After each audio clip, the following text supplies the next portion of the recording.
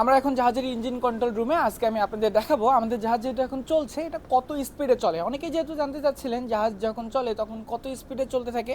তো এখন আমি যেখানে আছি এটা জাহাজের ইঞ্জিন কন্ট্রোল রুম, একটু আগেই বললাম।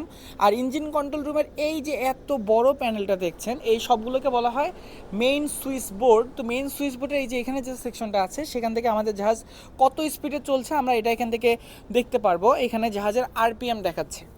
এই আরপিএমটা এই যে 48.1 ইনস্ট্যান্ট আরপিএম, এই 48.1-এর অর্থ হচ্ছে আমাদের জাহাজের পিছনে যে পাখাটা থাকে যেটা ঘোরার জন্য জাহাজ পিছন থেকে সামনের দিকে আগায়, মানে পানিতে ধাক্কা দেয়, ওটা কত দ্রুত ঘুরছে সেটা আমরা এখান থেকে হিসাব করে দেখতে পারি। তো এখন যেহেতু 48 আরপিএমে ঘুরছে তো এই আরপিএমে কত দ্রুত আমাদের জাহাজ আগাচ্ছে সেটাও এখানে একটা চার্ট দেওয়া থাকে।